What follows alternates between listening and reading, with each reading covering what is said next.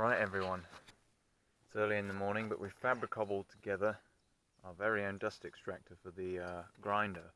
And what we have here is a 3/4 overflow connector that's been sanded down so that it's nice and fits nice and flush with a 3/4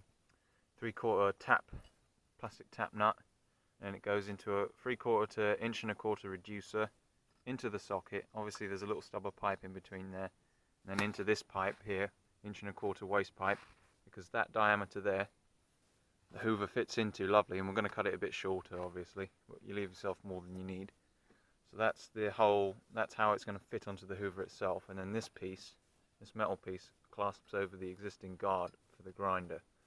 And what I need to work out next now is the attachment method for that. So I'll see you in a minute. I'll snap my fingers and we'll be there. Okay everyone, so here is the finished unit on the grinder. Back up here in my room some weeks later because everything's a bit busy. And so what I've gone for, it wasn't my first choice, but I've just gone for a single M8 bolt with a just a nut. I wanted a wing nut so you could undo it with your hands, but I don't have one at the moment. But as you can see, the unit fits over the existing guard and doesn't impede the actual disc in any way, which is good. You can also fit the tool under here to loosen this off, which I'm quite pleased about. I wanted it to do that, but I've not tried it yet, but I don't think I'm going to be able to change the disc with this on, unfortunately, because there's not a lot of room there to get the nut off between here and the extractor here. You're not going to have enough room to get it off, I don't think. So we're going to have to change the next version. We're going to have to make it come out a bit more somehow. And with the attachment, it's not as solid as I wanted either. I think that's partly because we've used really thin steel as well. I think what I might go for next time is either we cut a small oval hole in the top of the existing guard here, and then we use one of those bolts where it's got like a square bit on the neck, so it's held in place by the slot, and we can tighten that up without having to get in under here with some sort of box spanner or something to tighten this up, which was my original plan. And to have multiple fixing points, but then you lose some of the quickness and the convenience of it, so I don't know. Well, I haven't used this yet, so we're gonna, next video we're gonna use this, and we're gonna see what works, what doesn't. But my prediction is it will kind of work, but we'll lose a bit of the dust out of this because it doesn't fit exactly, because we made it in 5 whole minutes with on the world's wobbliest bit of bench with a jigsaw. So yeah, and I wanted to do a bit more filming and making this, but it's just not happened, so there you go.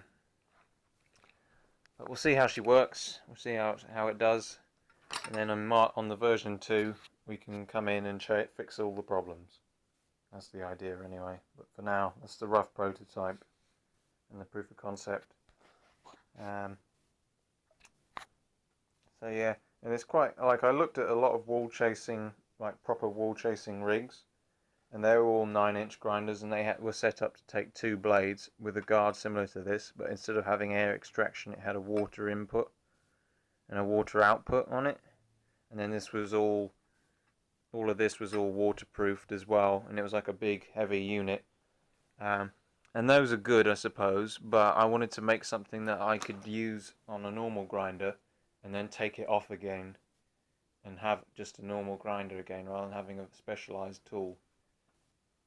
That's what I'm going for. It's it's less of the Tiger tank, and it's more of the Sherman sort of concept of having one tank or one tool that's kind of rubbish, but you can modify it. You can put specialist bits on it. You can put the mine clearing stuff on it. You can put you can turn it into the Firefly. Put the big howitzer gun on it, so it can take out the heavier tanks. Or you can put the flamethrower on there for infantry, and that's sort of what we're going for with this. We're going for one type, one tool, and then loads of modification to outfit it for a particular task, rather than having loads of really specialized tools that then won't transfer across. I can't use the wall chasing unit to cut up some bricks, and I can't use, can't use it to cut some rebar or anything like that, because it's just not going to work, because it's the wrong tool.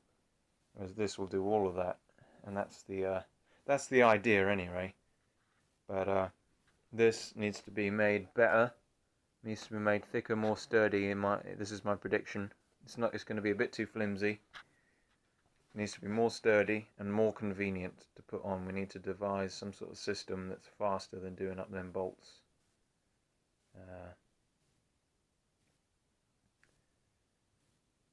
And I'm wondering actually if I shouldn't make this housing out of plastic. But then you've got the problem with heat. You can't make...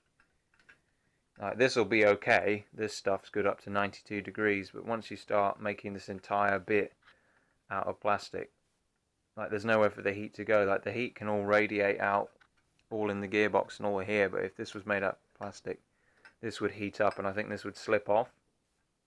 Whereas with this will be okay. The worst that will happen is that it'll pull out and you'll just have a grinder. If this slips off because it's made of plastic, then you've got it might fall into the wheel and you've got spinning debris then everywhere, and it won't be as good. So I don't know. I need to find some sort of material that will work and won't immediately melt. I'll have to go from there really. And I might have to look at this shape as well, because we need to rise it up a bit more off this nut so we can change the blade with it on. That's another key criteria that I wanted. Just checking it doesn't interfere with the grip. I didn't check that actually. It doesn't though, because why should it? It's the other side. It's nowhere near it. And that's what the whole rig will look like. And so you'll come into your wall. Hopefully I'll have an apprentice or something with me taking the slack on the lead, so it's not all on this, because this will get shaken off. And hopefully this bolt will stay tight when I tighten it up super duper, and it won't come undone due to vibrations, or else I'll definitely have to find a different fastener. But then you'll come in and you'll just go down. We might even put some sort of jig on the wall to follow with the blade. And with this blade we should get a decent amount of cutting. We should get at least an inch or so, depending on how we position this guard. So we'll go to that video. We'll do that video next and see what it's like. Anyway, thanks for watching. I hope you like the idea, and I'll see you on the next one. Goodbye and good luck.